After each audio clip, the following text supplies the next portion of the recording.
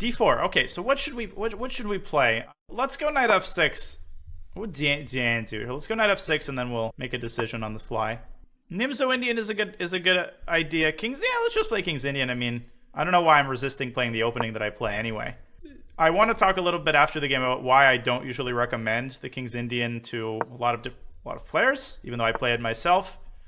But that's for after the game. So you've seen me play the King's Indian enough to where you should know that d5 is the Grunfeld, which I don't really play. The King's Indian is defined by the pawn being on d6. You can play d6 now. You can castle first. It doesn't matter. You'll play d6. On the next move, it transposes. There's no situation which you don't castle. And Chimpanzee plays a sort of a London type of setup with c4 rather than c3. A little bit incongruent, I think, with the move c4. And I'll talk about those general things after the game, like minimum rating and stuff. So in the King's Indian as a whole, there are essentially two pawn breakthroughs that you're trying to achieve. One of two, right?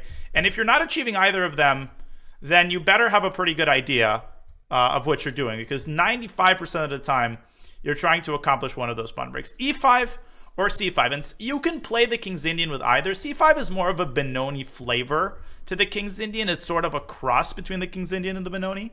But there's nothing, in some positions you only want to go c5, in some positions you only want to go e5, and in some positions you can prepare either. It's largely a matter of taste. This is a position in which both are acceptable. c5 is totally chill. I actually quite like c5 here, and the reason I quite like c5 is because white is playing in a way that's aimed against us playing e5. So let's not force it, right? We don't necessarily want to force it, and white's got a lot of different pieces staring at e5, so it makes sense to strike with c5. And after d5, you get this sort of Benoni-like position, which I've also very experienced, and of course... Okay, and already part of the reason that I don't recommend this to a lot of people is that there are just so many very specific ideas that you have to understand. And here's one of them. So I'm going to make the move knight c6, which you should be looking at this and saying it's a normal developing move. But if you look a little bit more carefully, you might say, well, wait a minute. Aren't we walking into d5? White closes the center, attacks the knight. Don't we not want to allow that move a tempo? And if you have played the Benoni or the Benko Gambit even for any length of time, you will know where the knight belongs in such positions. Who can tell me where the knight belongs in the event of d5? We're not going to go there on our own will. But we're going to go there if white goes d5 and closes the center. Not before. It can be chased away with a3. A lot of you want knight b4, but it can just be chased away. a5, a violation of the rule that states that knights on the rim are dim. But in this particular instance, as I'll explain after the game, we want the knight on a5. So now we want to develop our bishop, obviously. Obviously, we want to develop. We can play bishop g4, but then simply h3. So I like the f5 square here, yeah? I like the f5 square. We're also preparing potentially knight e4, which would open up the other bishop. Another typical idea in such positions to play bishop f5 and then knight e4. Hopefully that makes sense. And again, if d5, then we play knight a5. And we'll cross that bridge if we get there. Well, then the knight h4 is not scary. Knight h4, we can just drop our bishop back to d7. And we're none the worse for wear, whereas white has a very awkward knight on h4. So a3 by Chimpanzee is a decent move. What should we do now? If you've been listening, you already should be able to come up with a good move. We're obviously, our plan is centered around putting pressure on white center. That is the zen behind the King's Indian. So some of you want to go a5, but that kind of misses the mark of the position. b4 is not a threat here. We're defending b4 enough times, and a5 creates a big hole on b5, and it also takes the a5 square away from the knight, so it makes d5 really, really annoying. And yeah, the typical idea is knight f6 to e4. This opens up the bishop, intensifying the pressure on the d4 pawn. Now, if I understand the mentality of some people correctly, you might say, well, I understand that, but after knight e4, bishop takes e4, isn't the bishop sort of vulnerable in the center, right? Can't white move the knight then and attack the bishop? And again, this has to do with not being scared of moves because they create a threat, right? And you always have to, if you're afraid of a move, you have to ask yourself, am I afraid of it just because it creates a threat? And in this case, that would fit the category because the bishop from e4 can simply drop back to f5. It's perfectly safe. White can't really take the f5 square away from us. Thank you, K. Shizi, for the prime. Does that make sense? The other good thing about this is that after the trade, we are then already threatening to eliminate the knight, which would weaken the d4 pawn, make it possible to capture it. Every ounce of fear has left my body. Knight e4 is actually a very hard move to deal with in such positions. Very hard. How are we planning on timing an exchange on d4? Well, we're not planning to take on d4 unless we're basically winning a pawn. Okay, chimpanzee takes. We take back. And I think black is already playing for a small advantage here. Now we're spoiled for choice here. And there are some subtleties with the variations that need to be calculated. Already c takes d4 makes sense, because after c d4, e d4, bishop f3, bishop f3, knight d4, bishop b7, and who can tell me whether that line works? Does black have a move at the end of that line? Don't stop calculating. Rook b8 at the end, very good. And you're skewering the bishop to the b2 pawn, but that's actually not the only move. We can also play the move queen d8 to b6, putting massive pressure on white's center, which I like almost as much as cd. In fact, maybe I like it even more.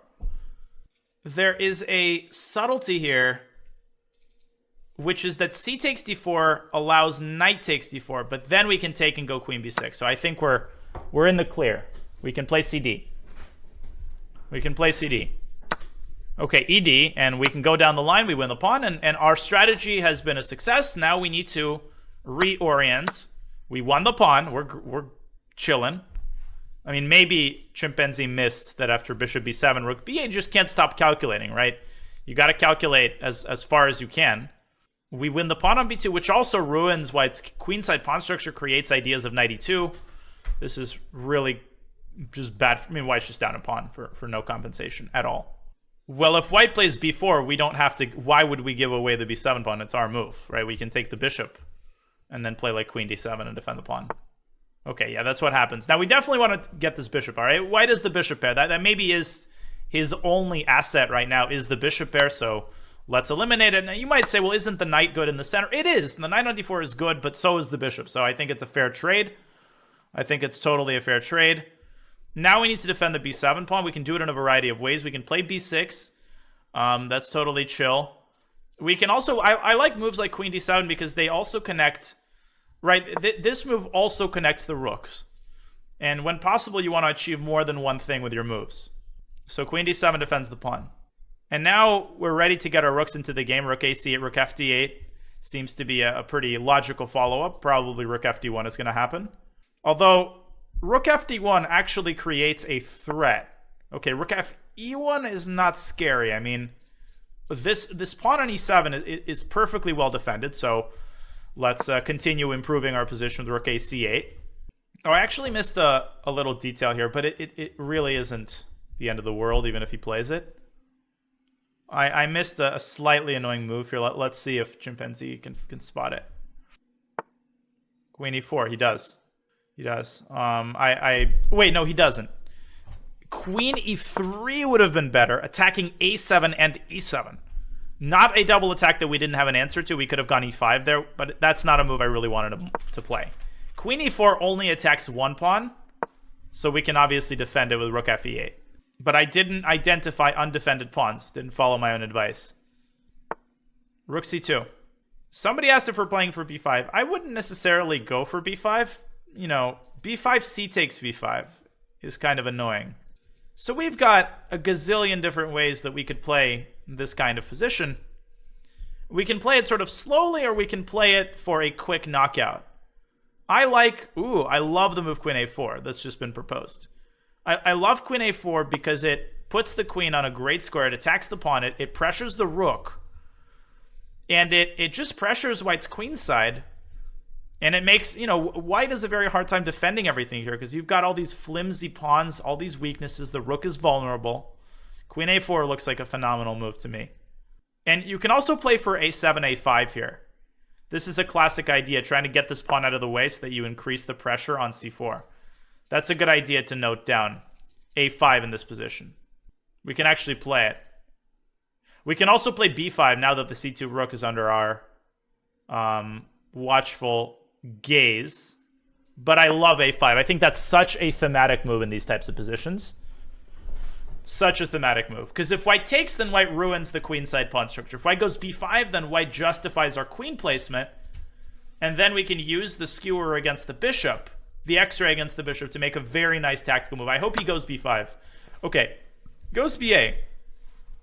Now, if we want to be really fancy here, we have a super interesting move. But I don't necessarily know if we should play it.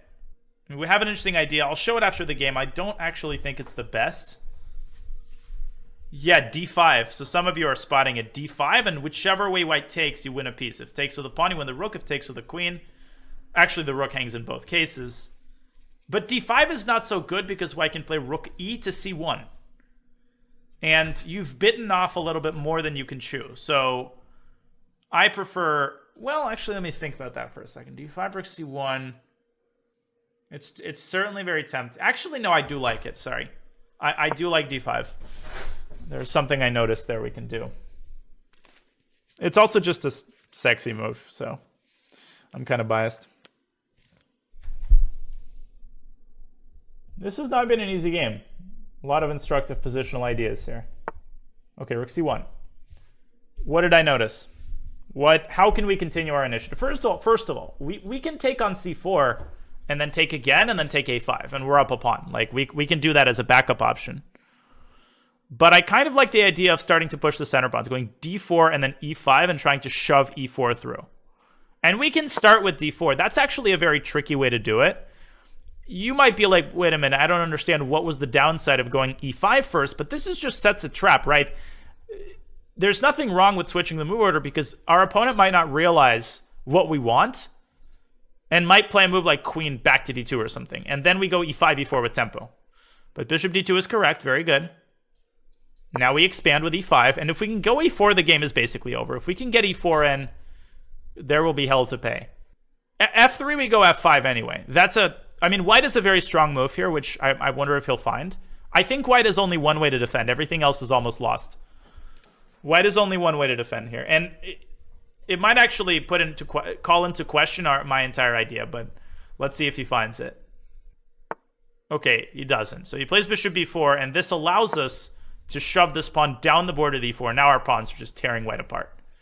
All right, Chimpanzee focused on defending his queenside pawns, which didn't need defending, rather than stopping the big threat at hand, which is our central expansion, which is totally crushing. Queen e4 was the defense. Queen e4, just putting the body of the queen in front of the pawns.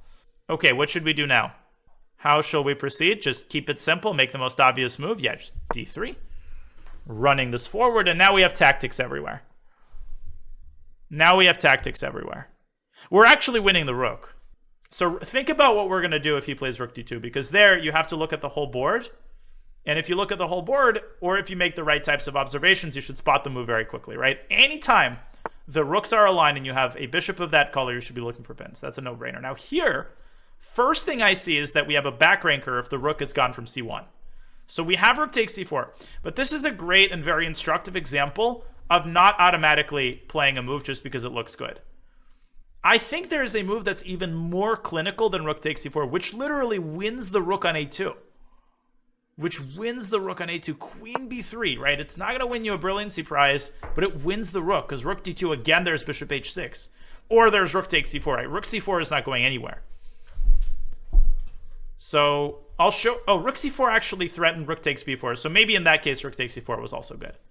No, rook c4 was more accurate. I'm wrong. But it's fine. I didn't see that rook c4 also threatened rook takes b4, which won the bishop. But this is also winning. Still, the fact remains. I think that it's still an important point, which is to look for the most clinical continuation. And resigns. Okay. An instructive game for sure. Good game, Chimpanzee. Thank you for volunteering to play. I appreciate it. Okay. So, how do I verbalize this? What is the reason why I don't always recommend the King's Indian? First of all, I would put a rating minimum at like 1600.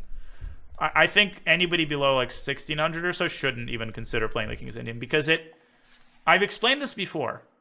You can't break the rules until you've learned them. You need to spend some time learning the rules.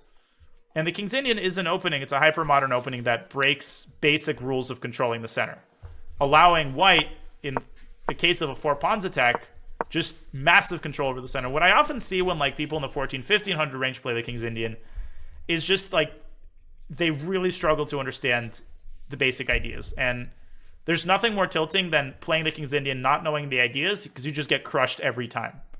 White just shoves the pawns down the board and you feel like this opening sucks. Whoa! Chimpanzee with a 10. Damn, girl. Thank you for the 10 subs. I appreciate it. Can you make a brief comment on why the 4 pawns attack is fringe? Well, if you know how to face it, the 4 pawns attack is not dangerous. Although I wouldn't call it fringe. It's one of the main... It's close to being mainstream. So against the 4 pawns attack is a good example of where you can actually play e5 here. That's a pawn sacrifice line. But the accepted line is c5.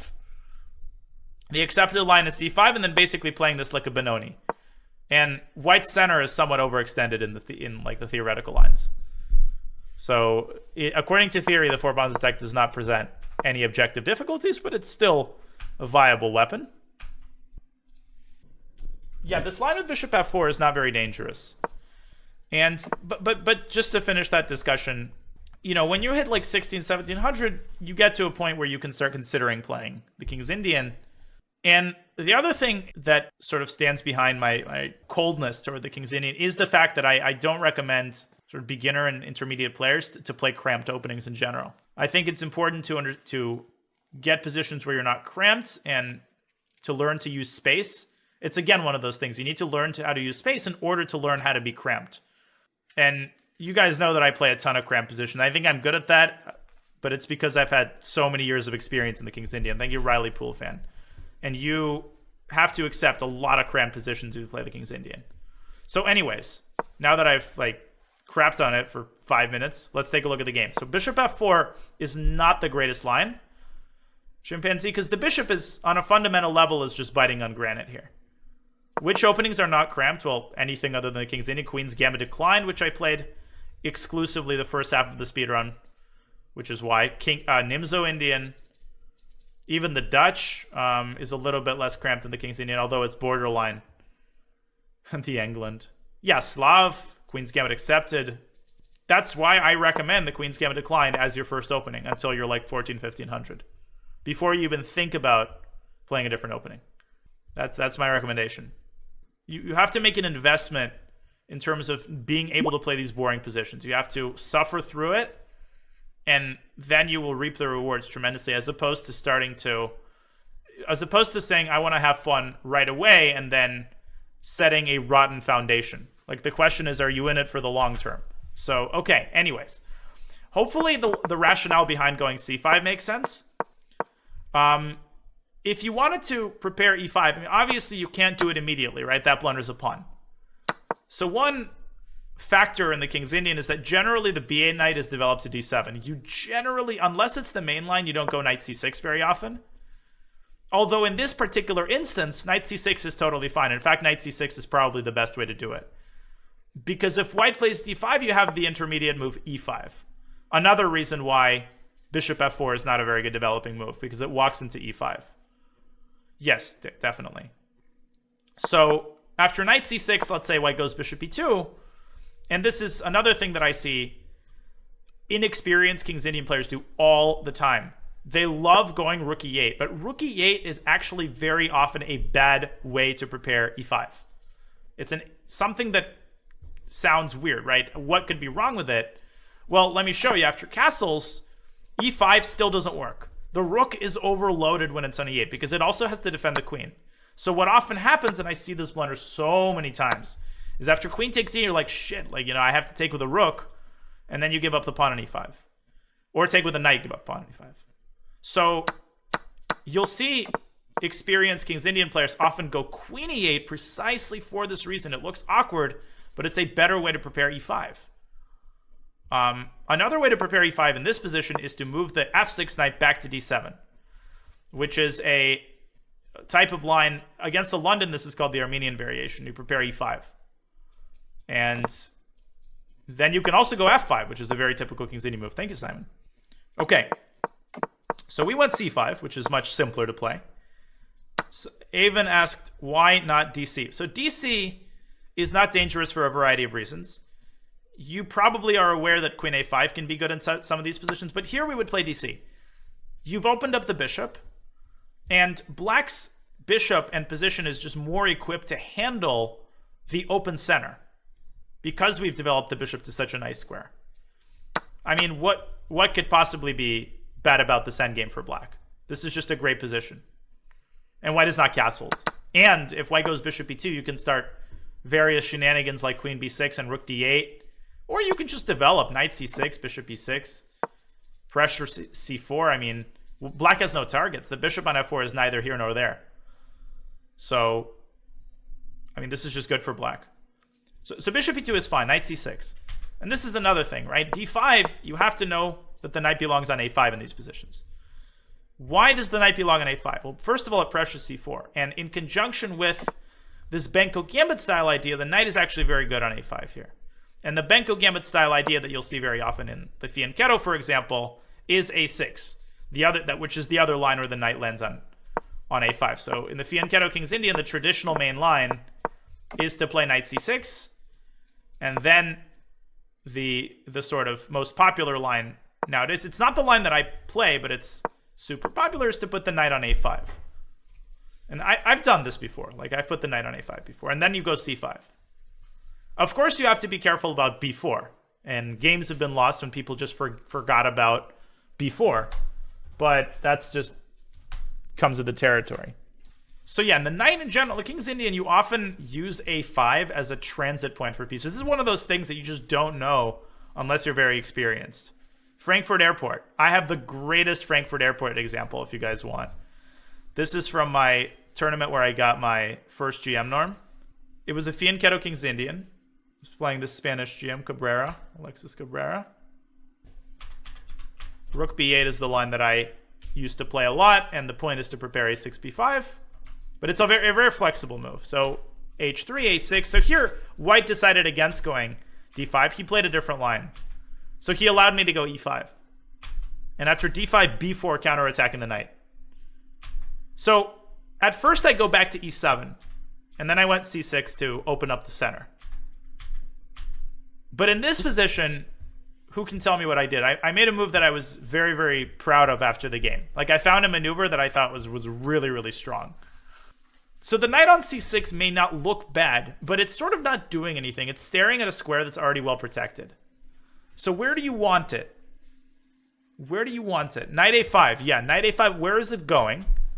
So first I decided to complete my development. I'm not rushing to get it away from a5. But now I get it to the square I want it to go. b7 and c5. And that knight was an integral part of what ultimately won me the game.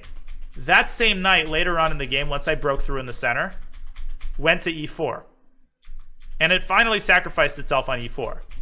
But not until white was down a gazillion pawns. So a good example of using the a5 square as a rerouting point, which is very different from what we did here, which is to use the a5 square as the final destination. But nonetheless, I just think it was this example came to my mind. And back to the actual game, we would get this position, which is a little bit different, but the ideas are the same. You want to go b5. And you want to go Benko Gambit style. In many cases, you just go b5 anyway. You sacrifice the pawn, and then you go bishop a6. And you develop play on the queen side. Anybody who plays the Benko Gambit will recognize this. This is very familiar. But you don't have to sack the pawn. You can also prepare it with bishop d7 and rook b8 and try to induce the move a4. And the move a4 essentially makes it impossible for white to ever go b4, so the knight is now safe. And it weakens the b4 square. So sometimes you'll see these ideas. Sometimes you'll see black pushing e6 or e5, trying to get white to take so that the knight is freed up. Very positionally complex situation. Anyways, I hope that makes sense. Chimpanzee didn't go d5. Castles bishop f5. A3 I think is a serious inaccuracy. I actually think d5 should be played. D5 and knight d2 I think is the way to play this with white. And the bishop is a little bit awkward on f5. So once white doesn't play d5 and we go knight e4, the pressure on the center becomes tremendous. And the problem is that the train has left the station, because if you go d5 now, you open up the bishop, and after knight a5, the pressure on b2 is really hard to stop. mean, you can still go knight d2, bishop f5. You can chase the bishop around, but now black is in great shape to play a6 and b5. So, and we don't have to go knight a5. We can also go like knight b8 here. But I think even this was better than the game continuation, because once you allowed cd, you're already in trouble. After knight e4, what if d5? Well, d5, knight c3. Same concept, but now white has a ruined pawn structure. Or you can go knight b8. Yeah, knight b8, knight c8. But I like a5 because you're pressuring c4. So once this happened, you're in trouble. cd. Yeah, and if knight d4, then we don't go e5. That's a common mistake, right? Knight c6 like counterattacks the queen and the bishop can move. Sorry, but knight d4, you play knight d4, ed, and then queen b6, attacking two pawns at the same time. Right. So once we win the pawn, it's bad news. Bishop b7, rook b8, and then we win b2. Yeah, and this is just bad. So next important moment. One thing I wanted to point out before we get to that moment. How do we stop c5? So white threatens c5 because of the pin. What should black do against it? And this is what I call type 2 prophylaxis. I've talked about this before on stream. Type 1 prophylaxis is physically stopping a threat. Type 2 prophylaxis is taking the sting out of it. You allow the move, but you prepare a response to it. And people are not as good at type 2 prophylaxis. Yeah, rook f d8, right? Now, you're not stopping c5, but you're preparing the move d5, which renders this totally ineffective. Engine says equal here. Interesting. Oh, well, because of queen e3. Yeah, no, that makes sense. I blundered queen e3, which is a double attack against the two pawns. And, of course, black can save the pawn by going e5, but that is a serious positional concession. You're blocking in your own bishop. Although maybe black can play f5 and turn this into a classic King's Indian pawn storm. So it's bad this way and that way and the other way, but queen e3 was, I think, the best chance. Once you allow me to defend the pawn and get my queen to a4, I feel like things are going downhill rapidly. And the last chance for you, I think, was to go queen e4 here. Or sorry, in this position to go queen e4, stopping e4. Once you allow e4, it's over. But here I wasn't exactly sure what black should do, because if I go queen c6, white can actually take, and then you can start harassing my b7 pawn. And this gets very double-edged, like e4, rook b7, and white gets a far advanced posture on a5. So it's not entirely obvious what the evaluation is here. In any case, once you allow e4, it's over. What about f5? Well, f5 blunders the b pawn. And you can play e4 here, but it's come at the cost of allowing a passed a pawn. So this is getting really spicy again. So black maybe should defend the pawn with queen d7. Then white continues to harass black with rook b1. I wasn't totally sure what to do here. So that's why I was skeptical about d5, but we decided to play it anyway just because it's an instructive move, I think. So anyways, once e4 was allowed, the game was over. So, any questions before we wrap up for the day? Have a great night, everybody. I'll see you in Ohio. Later.